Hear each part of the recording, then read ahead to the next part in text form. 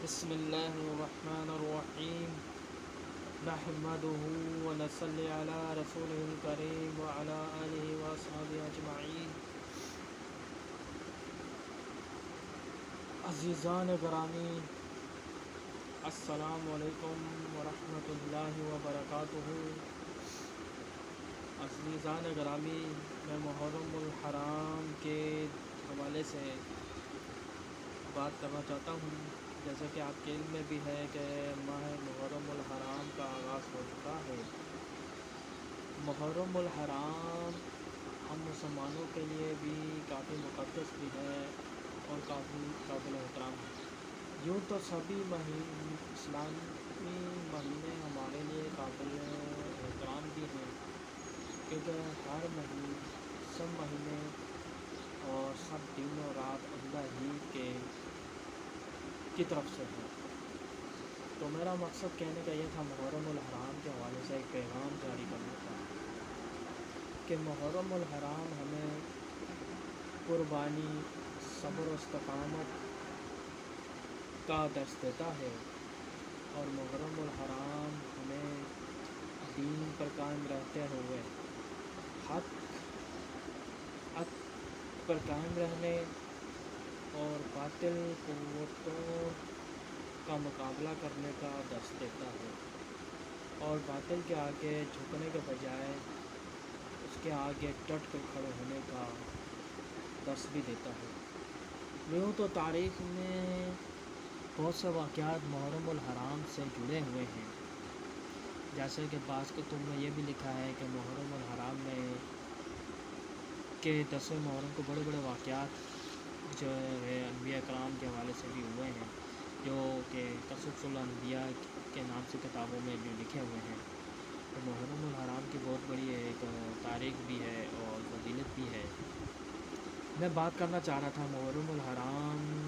کی جو ہے، اس میں جو شہادتیں ہیں، عظیم ہستیوں کی شہادتیں بھی ہیں۔ بات کرنا چاہوں گا سب سے پہلے یکم محرم سیدنا عمر فاروق رضی اللہ تعالیٰ عنہ کی شہادت کا بھی دن محرم میں آتا ہے، یکم محرم کو، اور باقی جو محرم کے دن ہیں وہ شہداء کربلا سے منسوب بھی ہیں۔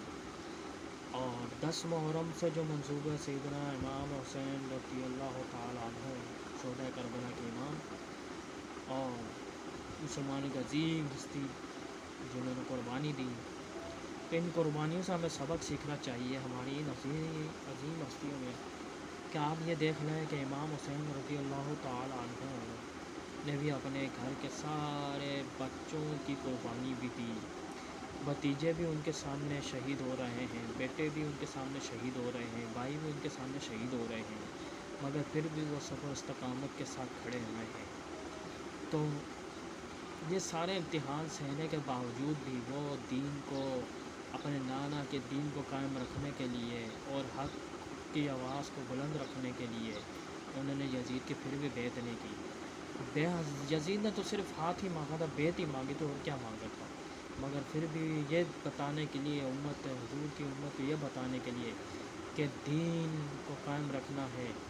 سچ کو قائم رکھنا ہے، دین کا حق اور سچ کو قائم رکھنا ہے، تو باطل قوتوں کے آگے کبھی نہ جھکنا۔ تو وجہ یہ ہوتا ہے کہ کفر کا نظام کتنا ہی طاقتور کیوں نہ ہو، ہمیں پھر بھی اس حال میں بھی اللہ اور رسول کے احکامات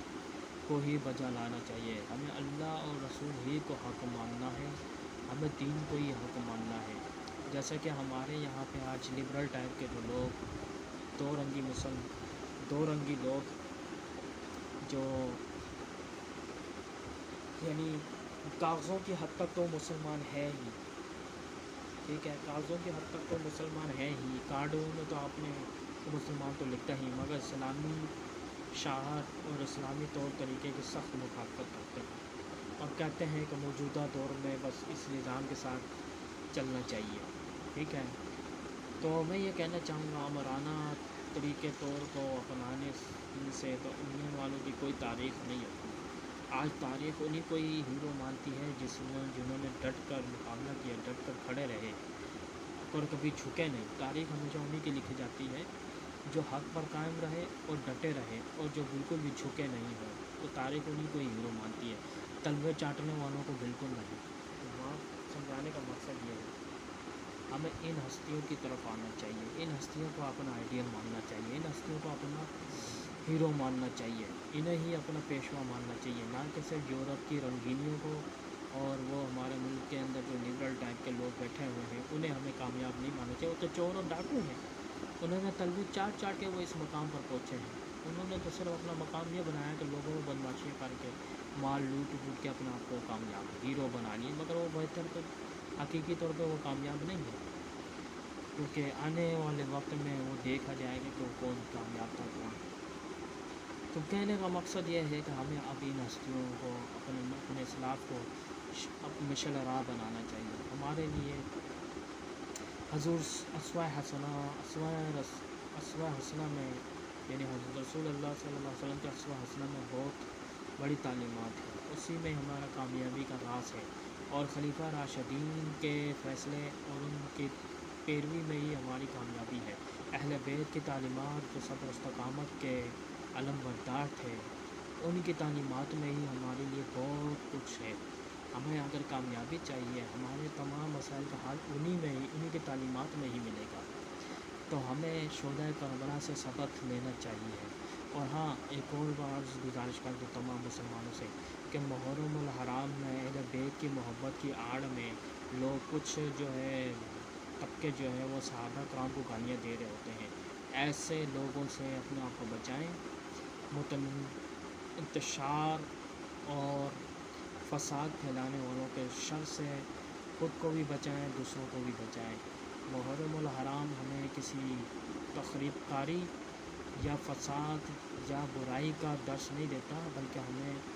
دین پر قائم رہنے، دین کو زندہ رکھنے، حق والوں کے ساتھ چلنے اور ان عظیم ہستیوں کی پیروی کرنے کا درس دیتا ہے۔ تو لہٰذا ہمیں ان ہستیوں کی طرف چلنا چاہیے، مستند کتب کے اور مستند واقعات پر ہی یقین رکھنا چاہیے۔ من گھڑت قصے کہانیاں سنانے والے مجلسوں سے ہمیں اپنے آپ کو بھی بچانا ہے اور دوسروں کو بھی بچانا ہے۔ تو علماء مشائخ سے میں اپیل کرتا ہوں کہ چاہے صحابہ کے حوالے سے یا اہل بیت کے حوالے سے سیمینارز ہونے چاہیے، اور صحیح طور پر صحیح کتب سے صحیح جو واقعات ہیں وہ ہمیں سنانے چاہیے۔ من گھڑت قصے کہانیاں سنانے والے خطیبوں اور مقرروں اور ذاکروں سے ہمیں بچنا چاہیے، اور ہمیں اس عظیم قربانی کے فلسفے کو سمجھنا چاہیے۔ ہماری نوجوان نسل کو ان عظیم ہستیوں سے، ان اسلاف کی تعلیمات سے ہی روشناس کرانا بہت ضروری ہے۔ صحابہ، اہل بیت اور خلیفہ راشدین اور تمام انبیاء کی جو تعلیمات ہیں، ان کے واقعات ہیں، وہ ہمیں ضرور بتانا چاہیے اپنی نوجوان نسل کو، تاکہ ہماری نوجوان ایسی ہستیوں کو اپنا رول ماڈل بنائیں، ایسی ہستیوں کو اپنا آئیڈیل بنائیں، تاکہ وہ دنیا میں ایک کامیاب انسان بن کر ابھریں۔ تو بہتر یہ ہے کہ ہمیں اس پہ آپ کام کرنا چاہیے، اور علماء مشائخ سے بھی اب گزارش یہ ہے کہ بجائے ممبروں میں بیٹھ کر چند عام سی تقریریں کرنے اور حجرے میں بیٹھے رہنے، اور جو ہے مشائخ اذان میں حجرے میں یا خانقاہوں میں بیٹھنے سے بہتر ہے کہ اب کام کرنا اسٹارٹ کر دیں، نوجوان نسل کو دوبارہ دین کی صحیح تعلیمات جو ہے بتائیں، تاکہ وہ بھی دین کو صحیح طور پر سمجھ بھی سکیں اور صحیح طور پر اس پر چل بھی سکیں، اور ان کے اندر دین سے محبت، اسوہ رسول صلی اللہ علیہ وسلم سے محبت، صحابہ، اہل بیت کرام اور خلیفہ راشدین اور تمام صحابہ اور تابعین اور بزرگ ہستیوں کی تعلیمات سے لازمی روشناس کرائیں، تاکہ ان کے دلوں میں محبت بھی پیدا ہو اور ان کے اندر وہ جذبہ بھی پیدا ہو۔ شکریہ، بس میں اتنا کہنا چاہتا تھا، اور میں آپ سے آخر میں گزارش کروں گا چینل پر جو نئے ہیں لازمی سبسکرائب کر لیں اور بیل آئیکن کے بٹن آل پر لازمی کلک کر لیں، تاکہ ہر آنے والی نئی ویڈیو جو اسلام سے متعلق انفارمیشن اور معلومات جو ہے آپ کو بآسانی موصول ہوتی رہے۔ دعاؤں میں خاص یاد فرمائیں۔ شکریہ، السلام علیکم ورحمۃ اللہ وبرکاتہ۔